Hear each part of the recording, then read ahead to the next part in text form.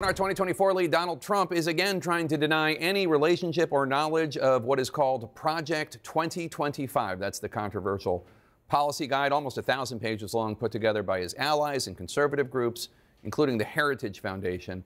Last night on Truth Social, Mr. Trump posted, quote, "I know nothing about Project 2025.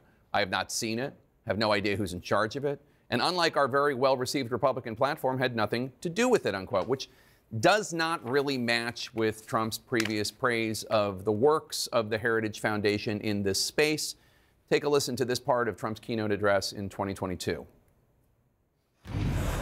This is a great group, and they're going to lay the groundwork and detail plans for exactly what our movement will do and what your movement will do when the American people give us a colossal mandate to save America.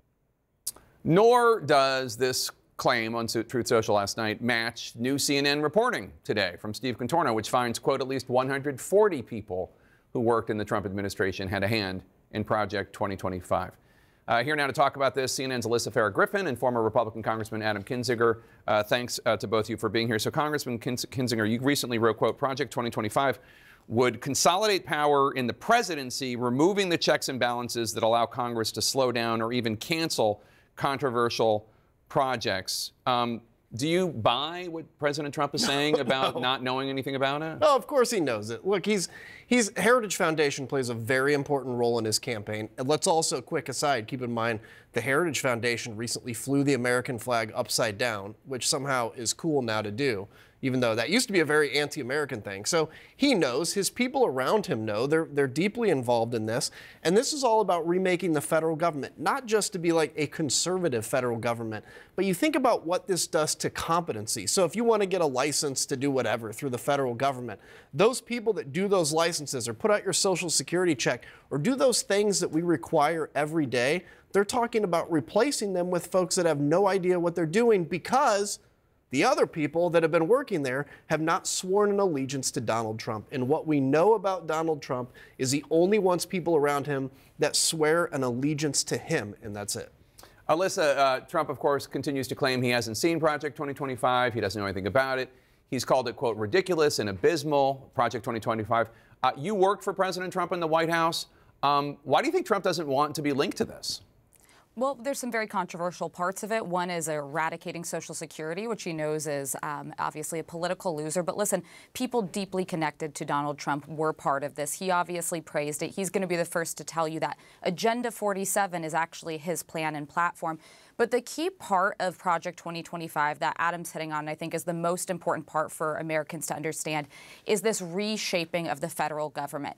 And I saw the actual executive order at the end of the last administration ready to go that would remake every civil servant into a political appointee and a loyalist to Trump. And it goes beyond Social Security and some of these technical things.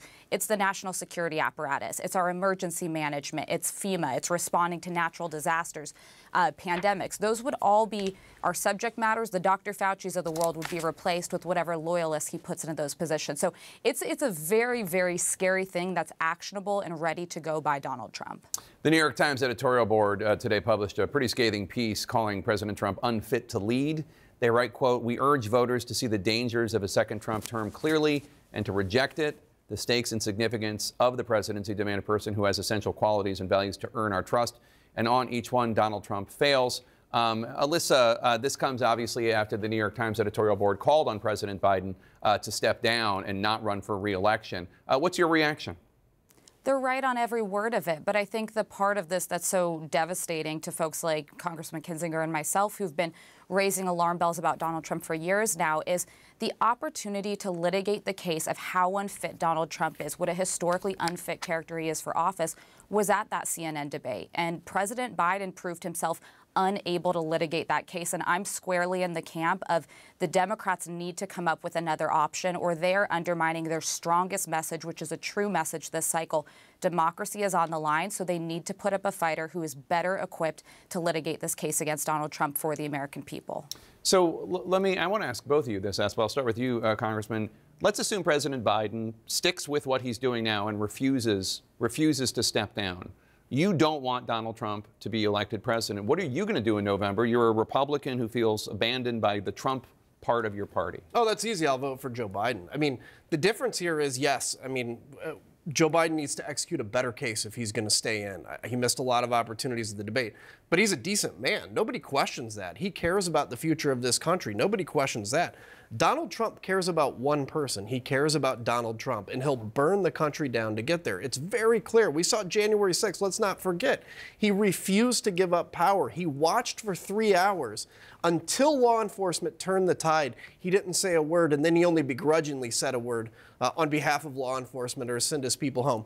It is a no-brainer to me. I'd actually vote for Mayor McCheese if he was running against Donald Trump. So in my mind, there is nobody less qualified to serve in the Oval Office than Donald Trump. Mayor McCheese not born in the United States, just so you know, so point. ineligible. Alyssa, just a quick thought to you. Who would you vote for if President Biden stays in the race?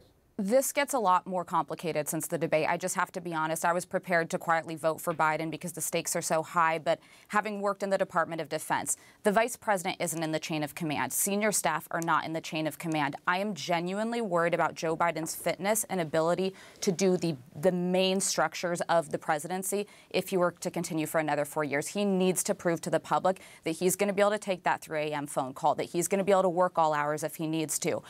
Answer might be different if I was in Wayne County, Michigan. I'm a New York voter, but I am deeply, deeply concerned about both of the options right now.